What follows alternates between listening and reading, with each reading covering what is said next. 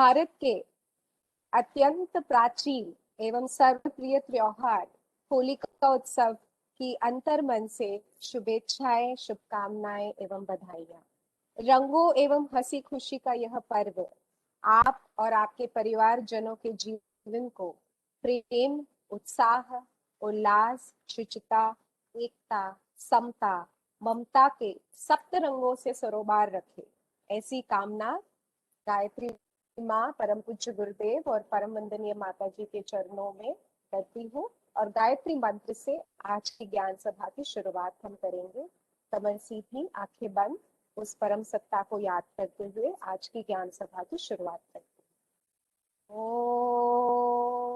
प्राचीन काल में होली पर्व विवाहित महिलाओं द्वारा परिवार की सुख समृद्धि के लिए मनाया जाता था और पूर्ण चंद्र की पूजा करने पश्चात पूर्ण चंद्र की पूजा करने की परंपरा थी। वैदिक काल में इस पर्व को नवेष्टि यज्ञ कहा जाता था। उस समय खेत के अधपके अन्न को यज्ञ में दान करके प्रसाद लेने का विधान समाज में प्रचलित था। अन्न को होला कहते हैं, इसी से इसका नाम होलिका उत्सव पड़ा। और यह पावन होलिका उत्सव आपके जीवन में स्नेह, सौजन्य, सद्भाव आत्म बढ़ाए, सत्य, धर्म और विवेक के मार्ग पर दृढ़ रहकर परस्पर खुशियां बिखेरने की आशा संजोए रखे, यही ऊपर वाले से प्रार्थना। आज की ज्ञान सभा, ये आज का एपिसोड हम सभी के लिए, पूरे दिया मुंबई टीम की ओर से एक बहुत ही खास दिन है, जब होलिका का अवसर आया है। और उससे खास इस कारण है क्योंकि अखिल विश्व गायत्री परिवार, वो देव परिवार जिसके हम सब सदस्य हैं, वो 50 इयर्स मना रहा है। और इस उत्सव के जब शांति कुंज 50 इयर्स सेलिब्रेट कर रहा है, और वो इंस्टीट्यूशन जिसने मैन मेकिंग और कैरेक्टर बिल्डिंग को हमेशा इसी उद्देश्य से ये देव परिवार काम करते आ रहा है। विचार क्रांति अभियान जो इसका उद्देश्य रहा है, जो इसकी फिलॉसफी रही है सिंस 2006, ज्ञान ज्ञान मंच या विचार मंच की शुरुआत हुई थी। फिर वो nuclear power corporation India limited की सभा हो, फिर वो युवा उत्कर्ष हो, फिर अलीगंज सिद्धि में हुए हमारी सभा हो, और तब से ये जो कारवां शुरू हुआ 2011 से 2018 दादर में योगी सभागृह में ज्ञान सभा चलती थी। अलग अलग विषय थे, अलग अलग महानुभाव इस ज्ञान सभा में आए थे। और ज्ञान सभा की शुरुआत श्रद्धेय डॉक्टर प्रणव पंड्या जी, जो अखिल विश्व गायत्री परिवार के प्रमुख हैं, उनके मार्गदर्शन में हुई थी। Prominent people who have blessed us with their thoughts, with their ideas, with their blessings and guidance are respected Dr. Kiran Bedi, Prakash Amte ji, Dr. Sindhutai Sakpal, Justice Gyan Sudha Mishra, Dr. Shri Kumar Banerjee, Chairman Atomic Energy Commission, India's first space astronaut Shri Rakesh Sharma ji, फिर वो जल पुरुष doctor Rajendra Singh है, या स्वामी आत्म प्रियानंद जी है, doctor प्रकाश Mandakini Amte, doctor Narendra Jadhav, या आदरणीय शिवानी जी फ्रॉम ब्रह्म कुमारी, या स्वामिनी विमलानंदा जी फ्रॉम चिन्मय मिशन। इन सभी ने इस विचार मंच को हमेशा से ग्रेस किया है और उनके आशीर्वाद हमेशा से हम सारे वॉलंटियर्स पे रहा है। बट जब हम एक ऐसे दौर से गुजर रहे हैं, कोविड-19 पैंडेमिक के, तो हमने ये सोचा कि क्यों ना अप्रैल 2020 से इस सभा को ऑनलाइन कर दिया जाए। और उसी की शुरुआत से we've had great people from different walks of life, like doctors, scientists, actors, writers, spiritual leaders who have shared their wisdom and experiences with all of us. इस ज्ञान सभा में हमें बहुत खुशी होती है जब जो भी पार्टिसिपेंट्स हैं वो हमारे साथ अपना फीडबैक शेयर करते हैं। जैसे कि प्रोफेसर नागपुर से उन्होंने शेयर किया था कि आपकी ज्ञान सभा जिसमें आदरणीय पोपरी दीदी, who is also called the seed mother of India, उन्होंने अपनी आइडिया रखी और इन प्रोफेसर ने इस आइडिया को लेते हुए अपने कॉलेज में सीड बैंक खोला गया। तो ऐसे न जाने कितने युवा, कितने प्रोफेसर्स, कितने डॉक्टर्स, कितने सोशल एक्टिविस्ट ने इसी प्लेटफॉर्म से आइडियाज, मोटिवेशन, और I think that has given them a different purpose in their life. आज की सभा में आज का जो विषय है, और वो विषय है लिव्ड विद गॉड। और ये जो विषय है, इसको लेकर जब हम बात करते हैं तो हमारे भारत की वो जो परंपरा है, गुरु शिष्य परंपरा, फिर वो स्वामी रामकृष्ण या विवेकानंद का रिश्ता हो, या फिर वो श्रद्धेय डॉक्टर प्रणव पंड्या जी या गुरु युग ऋषि पंडित श्री राम शर्मा आचार्य जी, इनकी बात करें तो न जाने हमारे भारत में या इस दिव्य भूमि में न जाने कितने गुरु शिष्य का नाता था, कितने गुरु शिष्यों के बारे में हमने पढ़ा, और इनके जो ये अनुभव रहे हैं, वाकई में ये अनुभवों से हमारे जीवन में प्रकाश उभर कर आएगा। और मुझे पता है कि आज हमारे बीच जो भी पार्टिसिपेंट आज के ज्ञान सभा में जुड़े हैं, इनकी इनकी ये जो थर्स्ट है, इनकी ये जो भूख है to understand what was the relationship that a great disciple like Shraddha Pandya ji had with his great guru Pandit Sri Ram Sharma Acharya ji. So I wouldn't waste much of the time, and because each one of you is eager to listen to this great address given by our own Shraddha ji. But before that, I would like to introduce the person who's been the great, I think the best introduction that he would like to give to all of us, that he says that I would like to be known as a disciple of Pandit Sri Ram Sharma Acharya ji. वैज्ञानिक आध्यात्मवाद की प्रतिष्ठा के लिए England के house of Lords एवं house of common में ऐतिहासिक उद्बोधन आपने किया है। स्पेस सेंटर नासा द्वारा भारतीय संस्कृति, विदेशी नौकरी का लालच तथा ऐशोआराम को छोड़कर पूरी तरह से तन, मन, धन और अपने सारे इच्छाओं कर छोड़कर पूरी तरह लोक मंगल के लिए समर्पित हो गए। उनके कुशल नेतृत्व और अथक परिश्रम के आधार पर अखिल विश्व गायत्री परिवार देव परिवार माना जाता है। पूरे विश्व में गायत्री परिवार के फाउंडर है।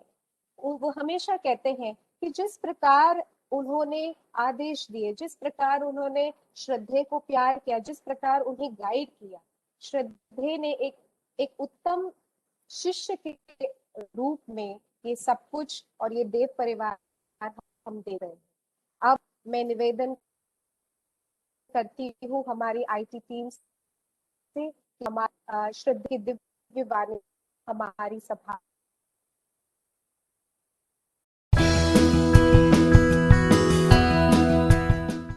गायत्री मंत्र मेरे साथ साथ बोलें। ओम भूर्भुवः स्वः तत्सवितुर्वरेण्यं भर्गो देवस्य धीमहि धियो यो नः प्रचोदयात्। आज की इस वेबिनार में भागीदारी कर रहे सभी हमारे मुंबई गायत्री परिवार यूथ ग्रुप और अन्य क्षेत्र पूरे भारत के सभी हमारे श्रोताओं, युवा साथियों, हमारे अन्य कार्यकर्ता भाइयों बहनों, आज मैं आपके सामने कुछ अपनी आप बीती सुनाने जा रहा हूँ। ये आप बीती जो है मेनली इस विषय पर है कि when I lived with Gurudev how did I feel. जब मैं गुरुदेव के साथ था तो मैंने कैसा महसूस किया। न केवल उस समय महसूस किया बल्कि मैंने आज भी हर पल में उस बात को महसूस करता हूँ कि when I lived with God. ये जो मैं मेरे सामने किताब रखी है ये आपको दिखाना चाहता हूँ। ऐसी दो किताबें हैं, God lived with them and they lived with God. यहाँ थोड़ा सा दूसरा वाला पक्ष है, मैं भगवान के साथ रहा। आई लिव्ड विद गॉड, मैं गुरुदेव के साथ रहा। मेरे गुरुदेव मेरे भगवान, जिन्होंने मुझे जीवन जीना सिखाया, जिन्होंने मुझे बताया कि तुम्हें क्या करना है भविष्य में। मैं अपनी थोड़ी सी जीवनी भी सुनाऊंगा इसमें कि मैं कब गुरुदेव से पहली बार मिला। और वहाँ से मिलने के बाद यहाँ आने के बाद मैंने कैसे कैसे उनसे सीखा। मुझे यहाँ 40 साल होने को आ रहे हैं शांतिकुंज में, और मेरा हर पल, हर क्षण, हर श्वास परम पूज्य गुरुदेव परमवंदनीय माता जी को समर्पित है। ये मैं इसलिए बताना चाहता हूँ कि ताकि आपकी श्रद्धा, आप बहुत ज्ञानवान हैं, ज्ञान उतना लाभकारी नहीं होता जितनी श्रद्धा लाभकारी होती है। Integrated knowledge is gyan. Integrated knowledge when it becomes very condensed it becomes shraddha. तो ये जो श्रद्धा है ये मेरे अंदर की गुरुदेव ने पैदा की, और मैं इसी के माध्यम से अपने आप को जान पाया, अपने लक्ष्य को जान पाया, अपने इष्ट को, आराध्य को पहचान पाया कि ये कौन है। परम पूज्य गुरुदेव ने ढेरों, असंख्यों, अगणित लोगों को जीवन में जीने की दिशा दी, पर उनमें से एक मैं भी हूँ जो मैं बताना चाहता हूँ। पर मैं भी हूँ, मेरे माध्यम से भी गुरुदेव ने न जाने कितने लोगों को प्रेरणा दी। ये इसलिए बताना चाहता हूँ कि आप में से सबके अंदर वो बनने की संभावना है जो आप बनना चाहते हैं। न केवल संभावना है बल्कि आपके माध्यम से गुरुदेव कराना भी चाहते हैं बहुत सारा काम। नहीं है सशरीर तो कोई बात नहीं, सूक्ष्म शरीर से काम कर रहे हैं।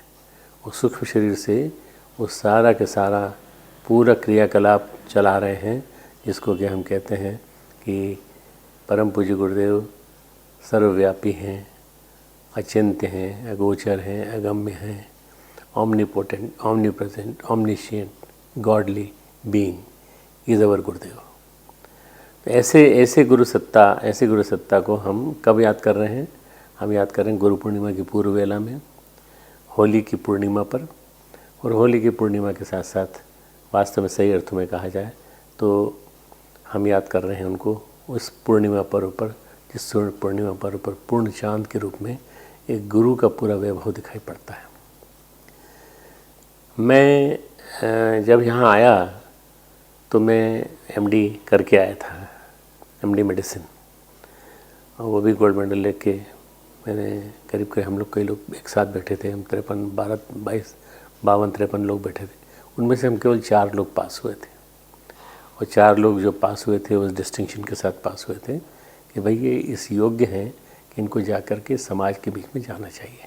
ये हमारे प्रोफेसर, मेरे HOD, मेरे गुरु, पहले गुरु, शिक्षा गुरु डॉक्टर JC सिपाहा साहब का जो वाक्य था मेरे लिए वो ये था। परंतु इसके साथ साथ उन्होंने जो मुझे कहा, जाओ अब तुम जाओ, फील्ड में जाओ और तुम्हारा आध्यात्मिक गुरु तुम्हें प्रेरणा देगा। तब मैं यहाँ आया, और यहाँ आने के बाद से फिर मेरे जीवन की दिशाधारा बदल गई। मित्रों, मैं आपको बताना चाहता हूँ कि मैं अपने गुरु से मिला उससे पहले मैं उनसे एक बार और मिल चुका था। मेरे घर में गुरुदेव का प्रवेश था बहुत गहराई तक। मेरे पिताजी डिस्ट्रिक्ट जज थे और वो गुरुदेव से 1958 में सहस्त्रकुंडी यज्ञ में मिल चुके थे। मेरे पिताजी ने मुझे बताया था कि ये हमारे गुरु हैं, हमारे पूरे के पूरे कुल के गुरु हैं, और इन्होंने हमें जीवन जीना सिखाया है, इन्होंने हमें गायत्री मंत्र दिया है। मेरे गुरुदेव जुड़े हुए थे, मेरे पिताजी जुड़े हुए थे गुरुदेव से, और गुरुदेव ने उनको सतत प्रेरणा दी थी कि उनको कैसे चलना चाहिए, उनके बच्चों को कैसे चलना चाहिए, उनके परिवार को किस दिशा में अपनी गतिविधियां बढ़ानी चाहिए।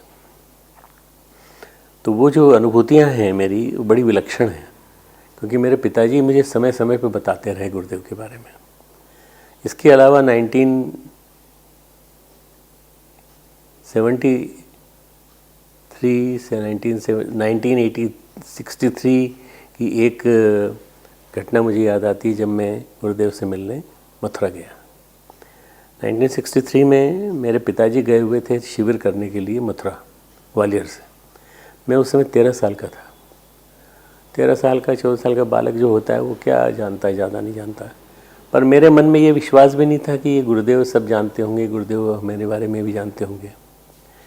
और जब मैं गया उनसे मिलने, तो वो मूलतः शिविर जो होने वाला था उसमें पिताजी, माताजी, मेरी दोनों बहनें भागीदारी करने गई थी, उसमें मैं शामिल होने गया था। और वहाँ जाने के बाद मुझे पता चला कि गुरु सत्ता कितनी भारी भरकम होती है। परम पूज्य गुरुदेव बाहर टहल रहे थे गायत्री तपोवन मथुरा के आंगन प्रांगण में, और जैसे ही उन्होंने मुझे देखा उन्होंने कहा आओ आओ प्रणव आओ आओ। मैं आश्चर्यचकित हो गया कि मेरा नाम कैसे जानते हैं ये, पर उनके लिए कुछ भी असंभव नहीं था।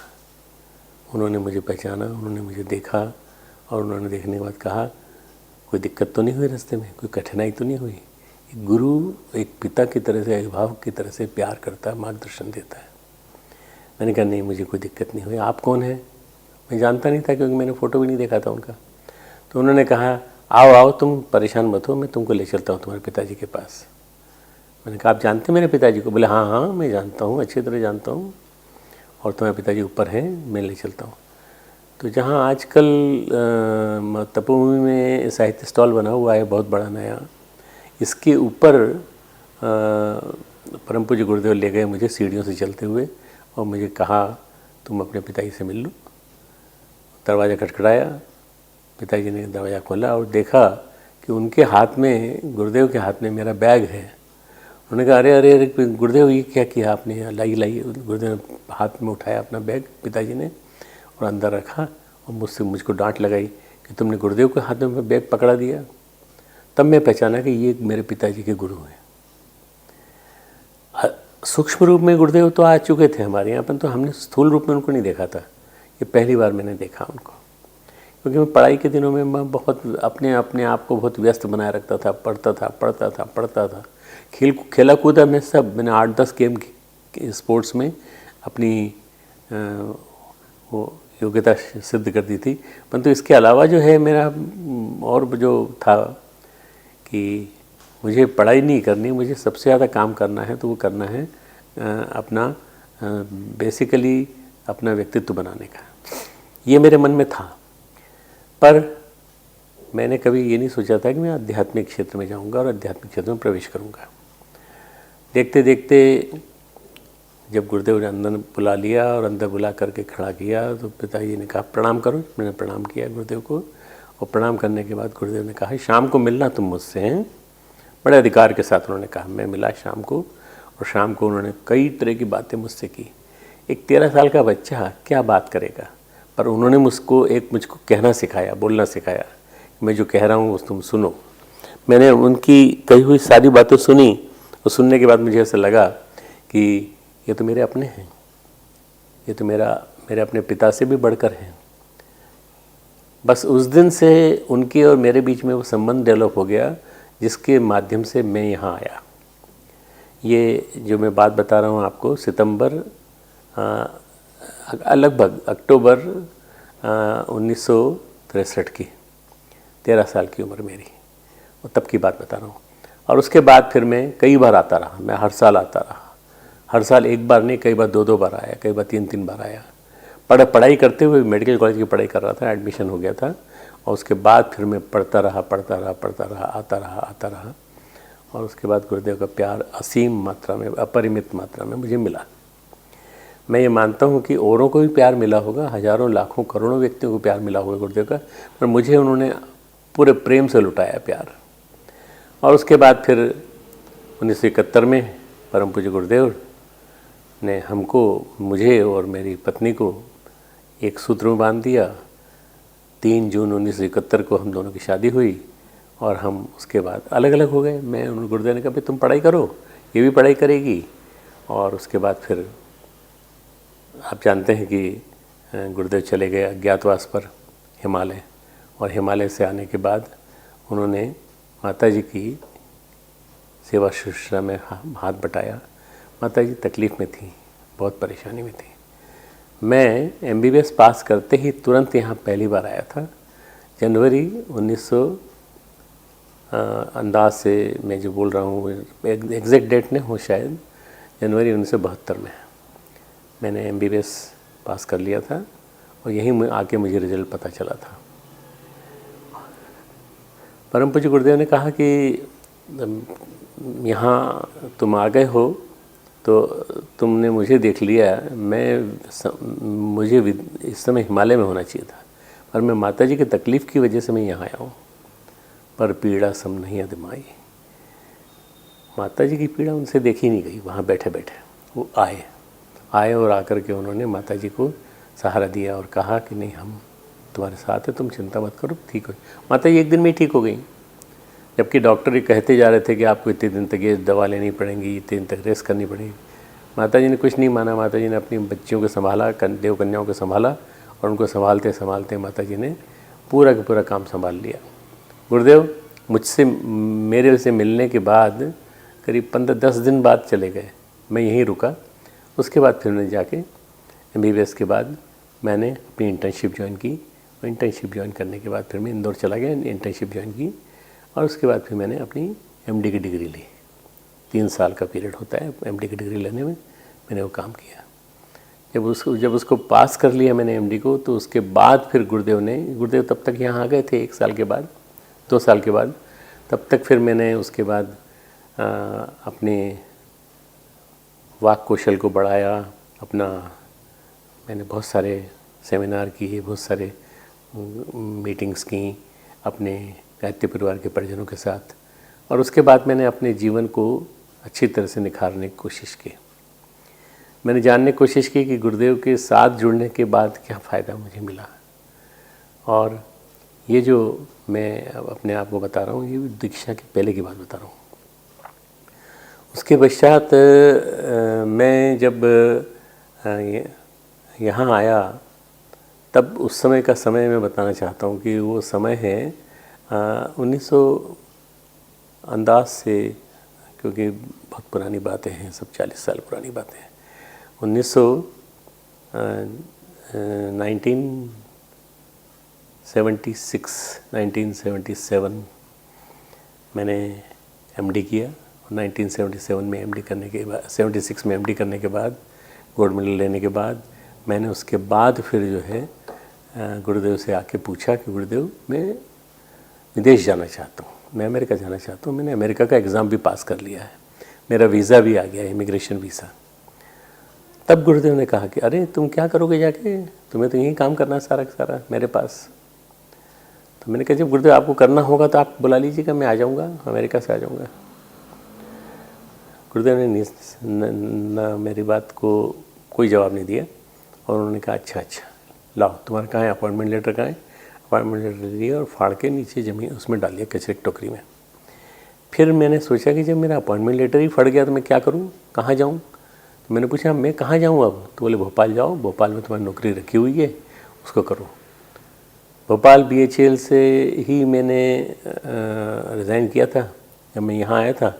उसी भोपाल BHEL में मैं 1.5 साल और रहा, और 1.5 साल रहने के साथ साथ मैंने गुरुदेव के काम को भी किया। गुरुदेव के संगठन को, गायत्री परिवार योग निर्माण का जो काम था वो किया मैंने।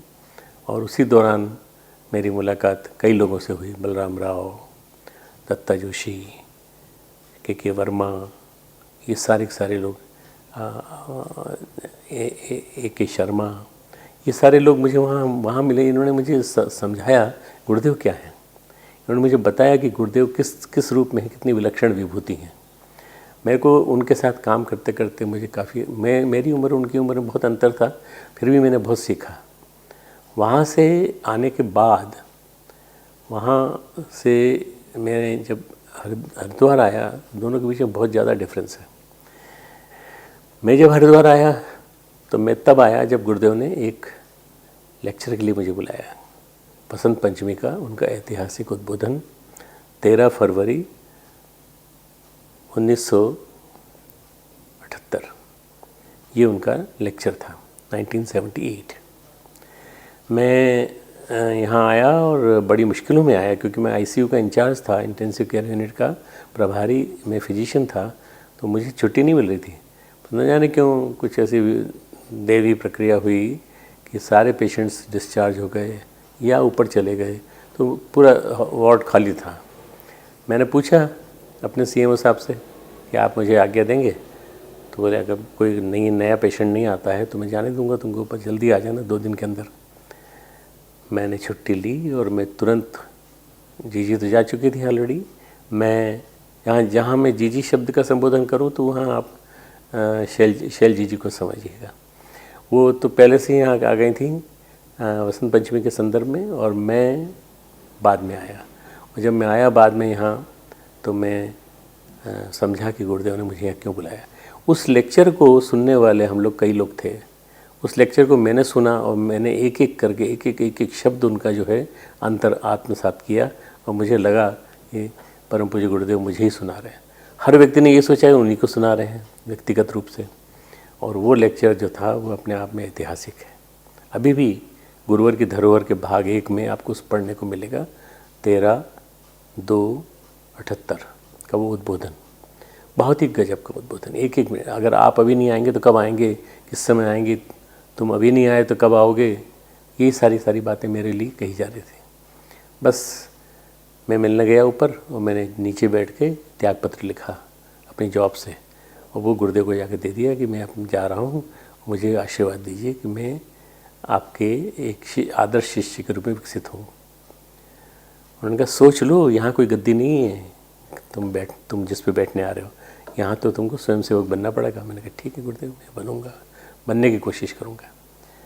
बस मित्रों, वहाँ से मेरी शुरू होती यात्रा।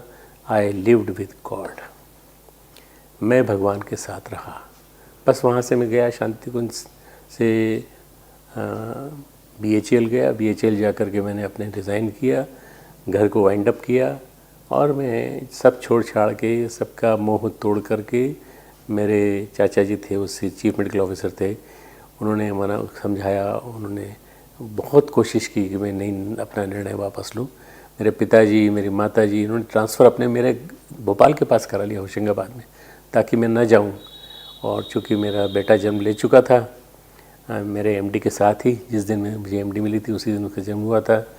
चिन्मय, जिसको आज आप सुनते हैं, सब जगह देखते हैं, ये उसका जन्म उसी 9 अप्रैल 1976 रामनवमी का है। तो ये चूँकि जन्म ले चुका था तो उसके प्रति सबके मन में लाड़ था, प्रेम था, स्नेह था, दुलार था, तो उसको छोड़ कर नहीं जाना चाहते थे वो।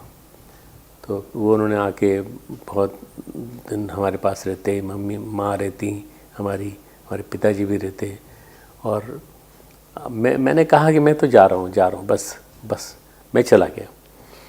और मैं हरिद्वार आया, तो हरिद्वार आने के बाद मैं बैरागी की तरह से रहने लगा। बिल्कुल नीचे रहता था मैं, नीचे वाले फील्ड क्षेत्र में। इसी गुरुदेव का जो कमरा है ऊपर सीढ़ियों पे जाते हैं, इसके बाईं तरफ मेरा कमरा था, और मैं और जीजी हम दोनों यहाँ रहे। मेरा बेटा भी यहीं रहा मेरे साथ, और उसने माताजी का भी प्यार पाया, हम दोनों का भी प्यार पाया, और खूब उसने मेहनत से, परिश्रम से अपना बचपन बिताया। यहाँ से मेरी गढ़ने की प्रक्रिया चालू होती है। परम पूज्य गुरुदेव ने मुझे गढ़ना चालू किया, मुझे ब्रह्मवचस का काम दिया, ब्रह्मवचस के लिए मुझे तैयार किया। ब्रह्मवचस शोध संस्थान मुझे गुरुदेव भेजते, सुबह से शाम तक मैं वहीं रहता, और मैं जब आता तब बच्चा सो चुका होता था, मैं जब जाता तब बच्चा सो रहा होता था। मेरे को बचपन में बिल्कुल अपने बालक को प्यार करने का मौका इतना नहीं मिला जितना मुझे बाद में मिला। अब मिलता है मुझे उसको प्यार करने का मौका, मतलब वो बहुत बड़ा हो गया, 45 साल का हो गया। मैं ये कहना चाहता हूँ कि परम पूज्य गुरुदेव ने मुझे गढ़ने की प्रक्रिया शुरू की, तो उन्होंने एक एक चीज़ सिखाया, एक एक चीज़ सिखाई। उन्होंने अपने जो लेख थे वो लिखते थे, उन लेखों को भी मुझे पढ़ने के लिए दिए। हर लेख उनका मेरे थ्रू गुजरता था, मैं पढ़ता था, और मैं कोई विद्वान नहीं हूँ, मैं कोई हिंदी का ज्ञाता नहीं हूँ, पर गुरुदेव ने बना दिया। I lived with him 24 hours. मैं 24 घंटे उनके साथ रहा, और 24 घंटे उनके साथ रहा तो मैंने उनके साथ हर सांस में मैंने ये देखा कि हर सांस में मैं गुरुदेव को इनहेल कर रहा हूँ, गुरुदेव को एक्सहेल कर रहा हूँ, गुरुदेव को हर सांस में ग्रहण कर रहा हूँ, हर सांस में मैं उनकी चेतना को ग्रहण कर रहा हूँ। गुरु के साथ रहने का सबसे बढ़िया तरीका यही है कि उसकी चेतना को ग्रहण करो, और उसकी चेतना को ग्रहण करके उसके साथ अपना साथ में बिठाओ, अपनी होमोजेनिसिटी, अपना प्रॉपर बैलेंस इस तरह से बिठाओ कि आपको उसकी हर चीज़ मिलती जाए। ऐसा अवसर बार बार नहीं आता। मुझे उनके साथ रहने का मौका मिला तो मैंने अपना हर क्षण, हर कण कण कण, क्षण क्षण गुरुदेव के साथ बिताया। मैं बाहर कहीं नहीं गया। बाहर एक बार ही गया था जब मेरे घर की घटना घट गई थी, तो मैं उसके लिए गया था इंदौर। बाकी उन्होंने 2 दिन बाद ही वापस बुला लिया मुझे कि तुम वापस आ जाओ। तो कहने का मतलब ये कि मैं 24 घंटे उनके साथ रहा। और मैं 1980 से 1990 मैंने जो ज्वाइन किया यहाँ पे 78 में ज्वाइन किया। 78 से लेके 80 तक और 80 से लेके 90 तक, यानी ये जो 20 और 8 28 साल हैं, ये मैंने गुरुदेव के साथ बिताए हैं, क्षण क्षण बिताया उनके साथ। मैंने लिखना सीखा, मैंने लोगों को कैसे पढ़ना चाहिए ये जाना, लोगों की मानसिकता को कैसे चेंज करना चाहिए, लोगों की मानसिकता में कैसे आध्यात्मिकता का समावेश करना चाहिए ये जाना। ये सारा के सारा रहस्य मैंने गुरुदेव के साथ रह करके जाना। गुरुदेव कैसे किसी को बदल देते हैं ये भी मैंने देखा। गुरुदेव कोई आया व्यक्ति और आया और उस समय गुरुदेव मुझे अपने पास बुला लेते थे। तो मैं जब बैठता था उनके नीचे पाँव के पास, चरणों के पास, तब मैं एक एक चीज़ देखता था कि किस तरह से गुरुदेव लोगों के चिंतन को, लोगों की सोच को, लोगों के तरीके को बदलते हैं। और मुझे एक चीज़ याद है, मुझे चौकसे साहब की घटना याद है। चौकसे साहब जो थे वो जावरा के हमारे एक कार्यकर्ता थे। उनकी पत्नी उनको ढूंढते हुए आती थी कि यहाँ तो नहीं आ गए कहीं हमारे पति। क्यों? क्योंकि उनको डर था कि ये बैरागी ना हो जाए। और जब वो आते थे तो गुरुदेव के पास आके चौकसे साहब कहते थे कि साहब मुझे छिपा लीजिए कहीं आप, नहीं तो वो आके मुझे ढूंढ के निकाल ले जाएगी। तो जावरा के वो सज्जन प्रोफेसर लेवल के आदमी पत्नी से इतना डरते थे, वो उस आदमी को उन्होंने इतनी हिम्मत दी कि वो यहाँ आता रहा, जाता रहा, परंतु यहाँ नहीं आ पाया परमानेंटली। बहुत सारे लोग ऐसे हैं जिनके बारे में बताना चाहता हूँ कि यहाँ आ सकते थे, आए नहीं। बहुत सारे व्यक्ति ऐसे थे जो नहीं आ सकते थे, परंतु उनको बुला लिया गुरुदेव ने, आ गए और आने के बाद यहाँ के एक महत्वपूर्ण घटक बन गए। मैं आज 40 साल के बाद मैं ये कह सकता हूँ कि मैंने परम पूज्य गुरुदेव के जीवन को पूरी तरह से समझने की कोशिश की, देखने की कोशिश की। मुझे 3 खंडों की किताब लिखने का मौका मिला, जिसको आप लोगों ने पढ़ा होगा, चेतना की शिखर यात्रा। चेतना की शिखर यात्रा में मैंने पल पल में उनके साथ बीते हुए क्षण उनमें नोट किए मैंने, और जो बातें मैंने नोट की थी वही मैंने उनमें किताब में दिया है। अब 4था खंड लिख रहा हूँ मैं अभी, जिसमें 4थे खंड में गुरुदेव के महाप्रयाण के बाद गुरुदेव की सूक्ष्म जगत की लीला कैसे काम करती है ये मैंने मेंशन किया है उसके अंदर। और इसके साथ साथ युग गीता 5, 6, 7, 8 ये भी तैयार कर रहा हूँ अभी इस समय। कोरोना का साल चल रहा है। कोरोना ने लोगों को बहुत तकलीफ़ दी है, पर मुझे एक आराम ये दिया है कि मेरे पास लिखने पढ़ने के लिए बहुत ज़्यादा समय है, साधना के लिए समय है, और मैं इस समय बहुत सारा काम कर सकता हूँ जो वैसे नहीं कर पाता शायद। मैं आप सबको बताना चाहता हूँ कि आपके पास बहुत समय है। आप अगर अच्छी तरह से समझ लें कि कैसे बना जाता है। गुरुदेव ने एक बात हमें सिखाई, टू बी, आप बनना सीखिए, and to make, be and make, बनो और बनाओ। मेरे दिमाग में एक आदर्श सामने आता है विवेकानंद का। मैं नहीं कह रहा हूँ, मैं अपनी तुलना उनसे कर रहा हूँ, वो तो बहुत बड़ी हस्ती थे, पर ये किताब है ये वाली, गॉड लिव्ड विद देम, और उसके बाद मेरे पास ऊपर रखी हुई है दे लिव्ड विद गॉड, जो मैं आपको सुनाने जा रहा हूँ, आई लिव्ड विद गॉड। परम पूज्य गुरुदेव के अंतरंग क्षणों को मैंने देखा है, परम पूज्य गुरुदेव की कई बातों को मैंने सुना, परम पूज्य गुरुदेव के जीवन के संस्मरण मैंने सुने, परम पूज्य गुरुदेव ने जिस ढंग से मुझे हर चीज़ बताई वो मैंने देखा है पूरा। मैं मित्रों, मैं यही बताना चाहता हूँ कि ये बड़ा दुर्लभ क्षण होता है जब आप गुरु सत्ता के साथ आपका सानिध्य मिलता है। और वो मुझे मिला। मैंने कई किताबें ऐसी थीं जो गुरुदेव ने मुझे दी बनाने के लिए और मैंने बनाई। आज भले उन पे नाम गुरुदेव का हो, परंतु मैंने उनको लिखा है, मैंने उनको एडिट किया है, संपादन किया है।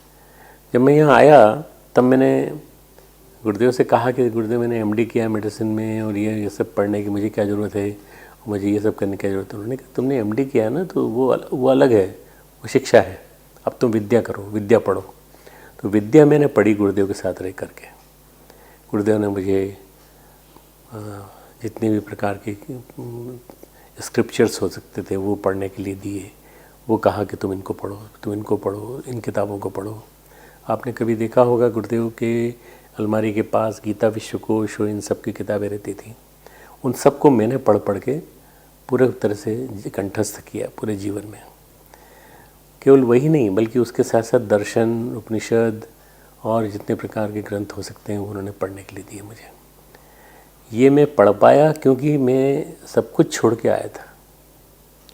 जब गुरुदेव ने मुझे कहा कि तुम सब आ जाओ छोड़ के, और बिना किसी आसक्ति के भाव से कि तुम्हें यहाँ कुछ मिलेगा, कुछ नहीं मिलेगा, लोग तुमसे ईर्ष्या करेंगे, लोग तुमसे चलेंगे, परेशान हो जाएंगे लोग तुमको देख देख के, फिर भी तुम परेशान मत होना, तुम मेरे साथ रहना, तुम मेरे पास रहना, तुम नीचे मत उतरना, तुम्हें लेक्चर नहीं देना है, तुम्हें मेरे साथ रहना है। बस मैंने ये सारी चीज़ें उनकी आत्मसात की, एक एक चीज़ सुनी और एक एक चीज़ सुनने के बाद मैंने जीवन में उतारने की कोशिश की। मित्रों, ये जो मैं घटनाक्रम बता रहा हूँ, मैं 1978 से लेकर 1980, 81 से लेके 1990, इतना पूरा पीरियड का मेरा पीरियड है, वो है, समय है, जिसमें मैंने उनके साथ रह कर के हर श्वास में उनको जीने की कोशिश की। मैं ब्रह्मवर्चस्व रोज जाता था, कभी कभी गुरुदेव भी आ जाते थे।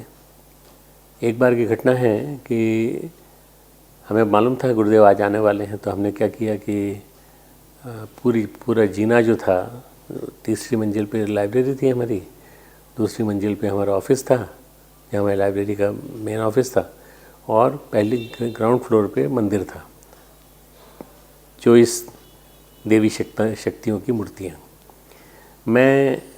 मैंने सबको जुटाया, मैंने कहा भाई आज गुरुदेव आ सकते हैं, अपन सफाई कर देते हैं। तो हमने पूरा धोया, पूरा का पूरा। उस दिन गुरुदेव के साथ संयोग से एक हमारे अहमदाबाद के भाई थे, बलवंत भाई त्रिवेदी, जिनकी लड़की हमारे यहाँ रहती थी। अभी इन दिनों कोरोना के साथ साथ वो भी गायब हो गई और वो यहाँ नहीं है, 1 साल से नहीं है। वो बलवंत भाई त्रिवेदी भी उनके साथ थे। उन्होंने पूछा कि क्यों यहाँ पानी गिरता है क्या इधर से? तो वो कंस्ट्रक्शन में थे, इसलिए उनको ये लगा कि पूछ लेते हैं कि अब इधर से पानी आता है जाली की तरफ से। तो गुरुदेव ने कहा नहीं, पानी नहीं आता। हम आने वाले थे ना, आज इन्होंने इसको धोया है, आज इन्होंने धोया। बड़ा मुझे शर्म आई। मैंने कहा देखो, गुरुदेव को पता चल गया कि हमने जानबूझ करके गुरुदेव के लिए तैयारी की है। अब वो गीला तो था ही, स्वाभाविक है, गीला था। तो गुरुदेव ऊपर आए, गुरुदेव बैठे, गुरुदेव ने हमें सुनाना चालू किया, कैसे करना चाहिए, कैसे लिखना चाहिए, कैसे पढ़ना चाहिए। ये अखंड ज्योति लिखना इतना आसान काम नहीं है, अखंड ज्योति को पढ़ना इतना आसान काम नहीं है, अखंड ज्योति के लिए मैटर जुटाना इतना आसान काम नहीं है। ये सारा का सारा काम मैंने सीखा है गुरुदेव के साथ रहकर, और उसके लिए उन्होंने मुझे उस लायक बनाया। तो गुरुदेव वहाँ आते थे और गुरुदेव वहाँ आकर के हमको बहुत कुछ सिखाते थे, बहुत कुछ बताते थे। कई लोग मेरे साथ आए, कई लोग चले गए, कई लोग आए, कई लोग चले गए। कई लोगों को मेरे यहाँ आने के बाद कई लोगों ने मेरे साथ साथ जीवन काटा है।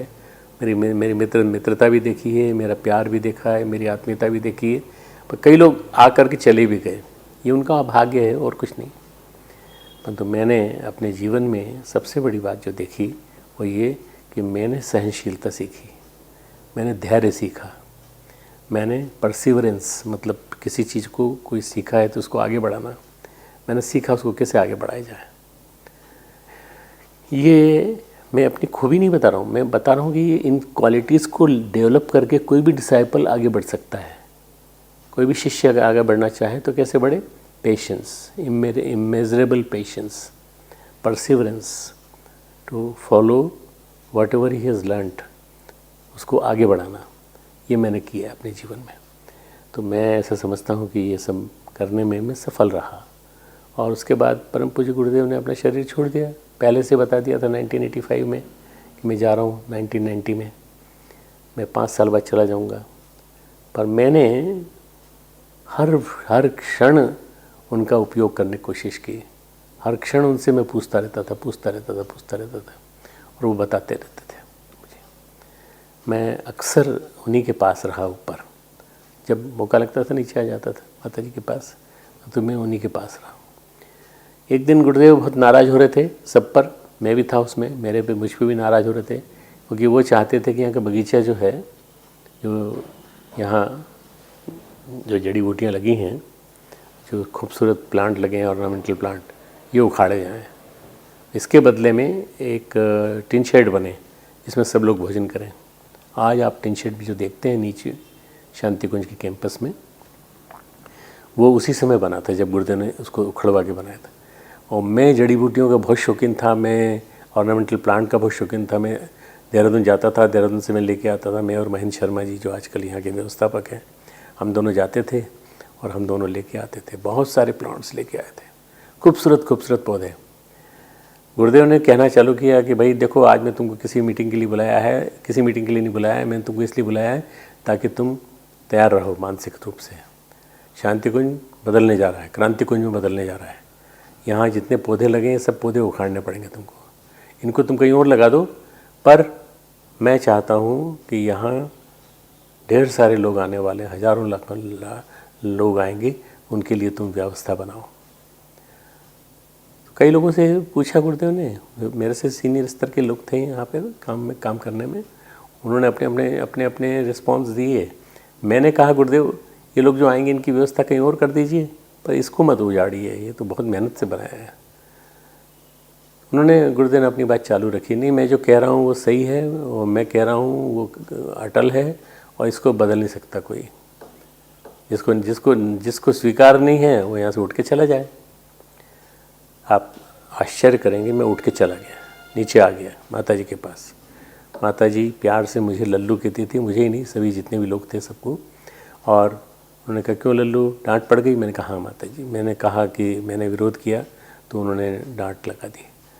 उन्होंने कहा चिंता मत किया करो, तुम्हारे पिताजी हैं, गुरु हैं, सब कुछ तुम जानते हैं, तुम्हें भी जानते हैं अच्छी तरह से, और तुम भी उनको जानते हो, इसलिए तुमको नाराज़ नहीं होना चाहिए। वो तुम जो कह रहे हो तुम्हारी बात सही है, मैं तुम्हारी बात शाम को उठाऊंगी उनके सामने। माता जी बोली मैं गुरुजी से कहूँगी कि नहीं पौधे मत उखाड़ो, ठीक है। अरे मैंने कहा मेरी बात तो हो गई, माता जी ने कर दी। माता जी आज शाम को निपटाएंगी बात इस मामले को, पर वो नहीं निपट पाया। गुरुदेव हैं, गुरुदेव ठाकुर हैं, और ठाकुर वो होता है जो अपनी लाठी रख देता है, कहता है ये लाठी मेरी यहीं रहेगी, यहाँ से कोई हटा नहीं सकता। और गुरुदेव ने यही काम किया, वो उखड़ना चालू हो गया अगले दिन से। मैंने फिर इनको दूसरी जगह लगाया, वहाँ टिक नहीं पाए पौधे। फिर उसके बाद फिर दूसरी जगह लगाया तो वहाँ भी टिक नहीं पाए। धीरे धीरे करके मेरे को नए पौधे लाने पड़े और उनको लगाया मैंने। पर मैं कहना ही चाहता हूँ कि ये जो निर्णय लेने की प्रक्रिया थी गुरुदेव की, ये सबके साथ बैठ के करते थे, पर लेते वही थे जो उनको कहना है, कहते वही थे जो उनको कहना है, बस। ये गुरुदेव का वो पक्ष है जो शायद बहुत सारे लोग नहीं जानते होंगे। मैं उनको इसलिए बताना चाहता हूँ, जो आप सुन रहे हैं उनमें से, कि परम पूज्य गुरुदेव ने किस तरह से हमको गढ़ा है। हमने ढलना सीखा है, हमने ये जानना सीखा है कि कैसे जीवन जीना चाहिए किसी गुरु सत्ता के साथ रहकर। एक बहुत ही आदर्श गुरु, एक बहुत ही विद्वान गुरु, जिसने 3200 किताबें लिखी हों, जिसने सारा का सारा ग्रंथ का पूरा वाङ्मय अपने जीवन में उतार के रखा हो, अपने जीवन को भी उन्होंने उसे वैसा बना के रखा हो। ऐसे गुरु जिनको अपन ने जीवन में ढाला है, अपन ने जीवन में उनको गुरु रूप में उतारा है, तो उन्हीं को कैसे हम अपने जीवन में अपने स्वीकार करें, ये मैंने सीखा। वो लिखते थे और मुझे देते थे, तो मैं उनको पढ़ता था, मैं कई जगह करेक्शंस कर देता था, तो वो देखते थे, वो बहुत बढ़िया, बहुत सही, तुमने अच्छे करेक्शंस कर दिए, बहुत अच्छा किया। गुरुदेव के साथ रहना मतलब एक आग के साथ रहना, गर्म जलती हुई आग, करीब करीब 500 डिग्री सेंटीग्रेड वाली। उनको सहन करना तभी संभव था जब आप उनके प्यार को भी समझ सकें। उनका प्यार भी बरसता था और उनकी गर्मी भी आती थी। उस गर्मी को सहन करने के लिए आपको सुनना पड़ता था। मैंने सुना है।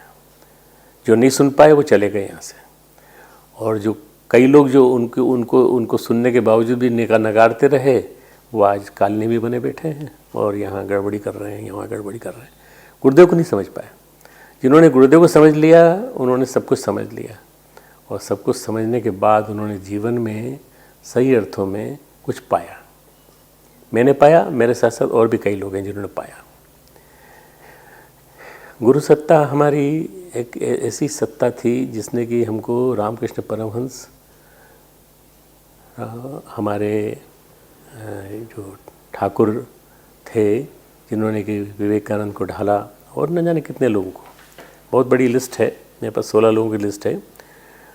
स्वामी विवेकानंद, ब्रह्मानंद, स्वामी शिवानंद, स्वामी प्रेमानंद, स्वामी योगानंद, निरंजनानंद, रामकृष्णानंद, शारदानंद, तुरीयानंद, अद्भुतानंद, अभेदानंद, त्रिगुणातीतानंद, अद्वैतानंद, सुबोधानंद, अखंडानंद और विजनानंद। इतने सारे लोगों को तैयार किया, 16 लोगों को तैयार किया। वैसे डायरेक्ट डिसाइपल तो 13 ही माने जाते हैं, परंतु 3 बाद में जुड़ गए। इस तरह 16 लोगों को उन्होंने तैयार किया, और इन लोगों को प्रतिकूल परिस्थिति में, उनके पास तो कुछ भी नहीं था। उनके पास एक कोठरी में, जहाँ वो एक खंडहर जैसे मकान में रहते थे, वहाँ से ठाकुर ने उनको तैयार किया। उसके बाद तो फिर जब विवेकानंद जब विदेश होके आए, विदेश से आने के बाद जब उन्होंने पूरा के पूरा वैभव जो आया धीरे धीरे करके आता चला गया, और मठ बन गया, मठ डेवलप हो गया, बेलूर मठ बना, और उसके बाद देखते देखते न जाने कितनी शाखाएँ, शाखा प्रशाखाएँ। आपको मालूम है कि विवेकानंद के बाद ही ये सारा का सारा वैभव खड़ा हुआ है पूरा, जिसको आज आप स्वामी रामकृष्ण मिशन कहते हैं। स्वामी विवेकानंद ने रामकृष्ण मिशन नाम क्यों रखा? क्योंकि गुरु के प्रति समर्पण था। वो चाहते तो विवेकानंद मिशन भी रख सकते थे, इन्होंने विवेकानंद नहीं रखा। बाद में कई लोगों ने विवेकानंद केंद्र बनाए, पर विवेकानंद केंद्र से ज़्यादा रामकृष्ण मिशन को माना जाता है। क्यों? क्योंकि वहीं से ओरिजिन है, गंगोत्री वही है, वहीं से सारी धारा आती है।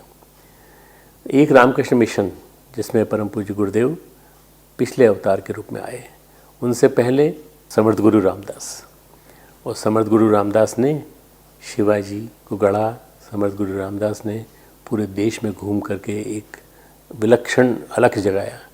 इससे पहले कबीर के रूप में, जहाँ उन्होंने बिल्कुल एक अद्भुत लीला रची और लोक भाषा में उन्होंने काव्य रचा। तो मैं मानता हूँ कि ये तीनों के तीनों का अद्भुत समन्वय चौथे अवतार में, मतलब परम पूज्य गुरुदेव के रूप में दिखाई पड़ता है। ये तीनों के तीनों उनके जीवन में दिखाई पड़ते हैं। गुरुदेव ने मुझे कबीर पढ़ने को कहा, गुरुदेव ने मुझे समर्थ गुरु रामदास के बारे में पढ़ने का कहा। मैंने उनके वो पढ़े, जो पद पढ़े, मैंने उनका पूरा वो सब पढ़ा। मैंने कई बार लेक्चर भी दिए उनके ऊपर, समर्थ गुरु रामदास के ऊपर। तो मैं कहना ही चाहता हूँ कि ये जो परम पूज्य गुरुदेव का जो स्वरूप है, इसको समझना बहुत बहुत बहुत मुश्किल है। अपनी जो ये लीला है गुरुदेव की, वो वैसी है जैसे एक प्रकार से अपनी मिल्की वे, ये जो गंगा है, आकाश गंगा, इसको देखना। आकाश गंगा को आप कभी देखिएगा तो आकाश गंगा में और ज़्यादा जूम करते हुए और गहराई तक जाना, तो आप देखना कि आपकी धरती तो बहुत छोटी है, सूरज उससे भी थोड़ा सा ही बड़ा है, ज़्यादा बड़ा नहीं है। उसके बाद न जाने कितने सूरज है, अगणित सूर्य इस ब्रह्मांड में हैं, अपने ब्रह्मांड में भी और बाहर के ब्रह्मांड में बहुत सारे। हमारा गुरु जो है उन अगणित सूर्यों का प्रतिनिधित्व करता है। परम पूज्य गुरुदेव जो हैं वो कितने ज़्यादा नॉलेजेबल थे, इसको तो वही समझ सकता है जिसने उनको सुना हो, जिसने उनको देखा हो। एक विलक्षण सी लीला उन्होंने मेरे साथ की कानपुर में। मुझे कानपुर बुला लिया, कानपुर कार्यक्रम में गए थे वो, मुझे बुला लिया और मुझे कहा उन्होंने कि तुम बोलना अध्यात्म और विज्ञान का समन्वय इस विषय में। मैंने कहा मुझे तो बहुत ज़्यादा नहीं आता, 1984 की बात है, मुझे तो ज़्यादा नहीं आता। बोले नहीं मैं लिख के दे रहा हूँ। गुरुदेव ने लिख के प्रवचन दिया, मेरे पास आज भी रखा हुआ है वो। गुरुदेव ने लिख के दिया, 8-10 पन्नों में होगा। मैंने उसको पूरा का पूरा रट डाला, पढ़ लिया पूरा। उसके बाद उन्होंने कहा तुम ये बस वर्ड बाय वर्ड यही बोल देना और देखना सब ताली बजाएंगे। मैं हंस दिया। अब वो मैं कानपुर के मेडिकल कॉलेज में मेरा गुरुदेव का दोनों का लेक्चर था और हम दोनों मंच पे बैठे थे और मेरे साथ साथ और भी संगीत वाले और सब थे।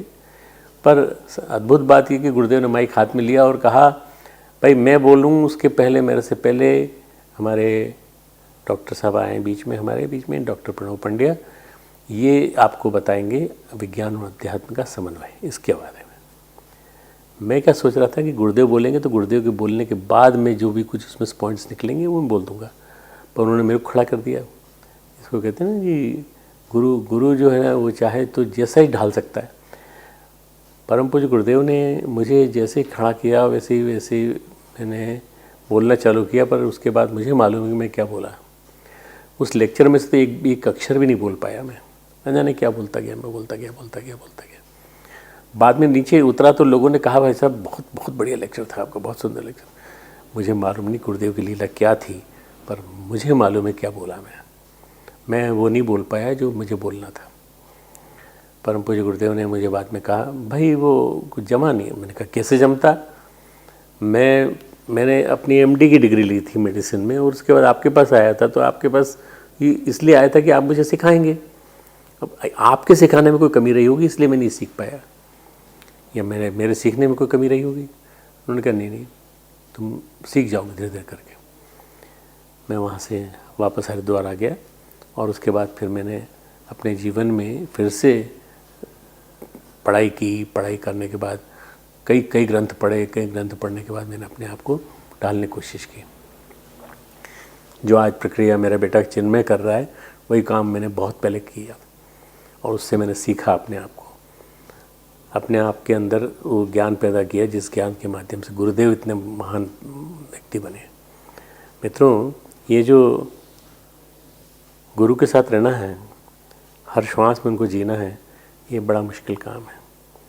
मैं जैसे एक घटना का मैंने कानपुर का मेडिकल का बताया, ऐसे अगणित मेरे पास संस्मरण हैं 1978 से लेकर 1990 तक का समय।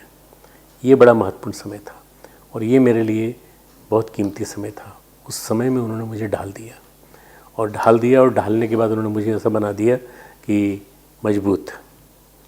मैंने अपने आप को ऐसा बनाया जिसमें मैंने उनके साथ रहना सीखा, उनके साथ जीना सीखा, उनके साथ हर श्वास में रहना सीखा। परम पूज्य गुरुदेव कहते थे बेटा मेरे शब्दों को, मेरे लिखे हुए वाक्यों को जनता दोहराएगी। मेरे लिखे हुए वाक्यों को और इन सब चीज़ों को जनता जो है आने वाले समय में जब लोग पढ़ेंगे, जब सब प्रबुद्ध लोग पढ़ेंगे, तब जानेंगे कि मैं कितना बड़ा काम करके जा रहा हूँ। मुझे विवेकानंद की एक बात याद आती है। विवेकानंद ने कहा कि काश कोई और एक विवेकानंद होता जो जान पाता कि मैंने क्या किया है। परम पूज्य गुरुदेव ने तो नहीं कहा मुझसे, परंतु मैं जानता हूँ कि काश कोई एक और स्वामी श्री राम शर्मा आचार्य आते जो देखते कि इस श्री राम शर्मा आचार्य ने क्या काम किया। वास्तव में बहुत बड़ा काम करके गए। इतना बड़ा साहित्य का वाङ्मय किसी ने नहीं लिखा। 3200 किताबें मेरे पास, सारी किताबों का संकलन है। आप चाहें तो ओपन करिए गूगल पे, और गूगल पे ओपन करके आप पूरा देखिए, गुरुदेव का साहित्य पूरा दिखाई पड़ेगा आपको। ये जो गुरु सत्ता का जो विहंगम रूप है, ये मैंने आपको बताने की कोशिश की है और आप समझ पाए तो बहुत बड़ी बात होगी। वास्तव में सही अर्थों में कहा जाए तो ये गुरु पूर्णिमा आने वाली है, उसके पहले गायत्री जयंती आने वाली है, उसके पहले नवरात्रि आने वाली है। नवरात्रि तुरंत आने वाली है, अभी 20-25 रोज के बाद। इस समय आप अपने गुरु को समझने की कोशिश करिए। अगर आप उनको गुरु मानते हैं तो, नहीं मानते हैं तो आज इसको सुनने के बाद आप गुरु बना लीजिए। कैसे बनाएं? उनके साहित्य को पढ़कर, स्वाध्याय करके। परम पूज्य गुरुदेव के ऊपर हमने एक डाक टिकट निकाला था, 1991 में निकाला था, जब हम विदेश जा रहे थे, तब की बात है। और डॉक्टर शंकर दयाल शर्मा हमारे राष्ट्रपति थे उस समय, उन्होंने उसका विमोचन किया था। अब एक दूसरा डाक टिकट शांति कुंज की 50वीं सालगिरह पर विमोचन किया जा रहा है 21 अप्रैल को। ये दूसरा डाक टिकट होगा। शांति कुंज की स्वर्ण जयंती, इस पे हमारे देश के जो फिलेटली मिनिस्टर हैं उन्होंने इसको स्वीकृति दी है और हम इसको करने जा रहे हैं। मैं घोषित पहली बार कर रहा हूँ, सबके सामने पहली बार आ रही है बात कि 21 अप्रैल 2021 में हम उसका विमोचन करेंगे। डाक टिकट का 5 रुपये का टिकट होगा। वो 1 रुपये का था, ये 5 रुपये का होगा। ये जो परम पूज्य गुरुदेव का जो पूरा विशाल विराट स्वरूप है, ये जब सामने आएगा, जब लोगों एक एक पक्ष उनका सामने आएगा। अभी करीब लगभग 125 से ज़्यादा थीसिस गुरुदेव के ऊपर लिखी जा चुकी हैं यहाँ हमारे मेरे अंडर में। और इसके अलावा और भी बहुत सारे लोग हैं जिन्होंने कि गुरुदेव के ऊपर बहुत कुछ लिखा है। ये सारा ग्रंथ, सारा वाङ्मय पूरा मौजूद है और लोग चाहें तो इसको पढ़ के अपने जीवन को धन्य बना सकते हैं। जो भी लोग हैं जो अभी तक नहीं जुड़े, वो जुड़े और जुड़ कर के अपने इस वाङ्मय से परिचित होने की कोशिश करें कि ये आर्य संस्कृति को उद्धार करने के लिए परम पूज्य गुरुदेव का अवतरण हुआ था। मैं एक चिकित्सक हूँ। मैं अभी भी चिकित्सा के मार्गदर्शन को करता रहता हूँ। अभी भी मैं ईसीजी पढ़ता हूँ, अभी भी मैं अल्ट्रासाउंड पढ़ता हूँ, देखता हूँ पूरा, और उसके बाद मैं अपना मार्गदर्शन देता हूँ। पर वो मेरा काम नहीं है, वो मेरा केवल डिग्री की वजह से है। मेरा काम है एकमात्र एक आदमी को पढ़ना, आदमी की मानसिकता को पढ़ना, आदमी की मानसिकता को पढ़ के अपने धैर्य को बनाए रखना। मैंने अपने जीवन में गुरुदेव के कई गुणों को धारण किया। उसमें सबसे बड़ा गुण है धैर्य। धीरज रखो, बस सब ठीक होगा, सब आपके साथ चलेगा।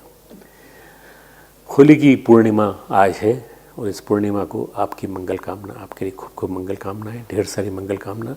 भगवान आपको शक्ति दें, भगवान आपको सद्बुद्धि दें और गुरु को समझने की सामर्थ्य दें। गुरु मतलब अज्ञान के अंधकार से प्रकाश की ओर ले जाने वाली सत्ता। गु यानी अज्ञान, अंधकार, रु यानी प्रकाश। अज्ञान के अंधकार से प्रकाश की ओर ले जाने वाली सत्ता। अज्ञान हमारे सबके जीवन में छाया हुआ है। इस अज्ञान से निकलना और प्रकाश की ओर चलना। मैंने अपने आप को ढाला, आप भी ढाल सकते हैं। मैंने अपने आप को गुरु के शिष्य के रूप में अपने आप को स्थापित किया, आप भी बनिए। पहले शिष्य बनना चालू करिए और शिष्य बन गए तो आप देखिए कि कितना बड़ा काम आप कर सकेंगे। शिष्य बनना यानी एक्सेप्टेबिलिटी, ग्रहण करने की, स्वीकार करने की क्षमता का विकास, कैपेसिटी डेवलप करना, उसकी क्षमता का विकास। अगर आपने वो डेवलप कर ली तो आपके अंदर प्रवेश कर जाएंगे, तुरंत घुस जाएंगे आपके अंदर और आपको महान पुरुष बना देंगे। भगवान करे आप जितने यहाँ बैठे हैं सब महापुरुष बन जाएं और सब उच्च स्तर की चढ़ाई पे चल पड़े। खूब मंगल कामनाएं।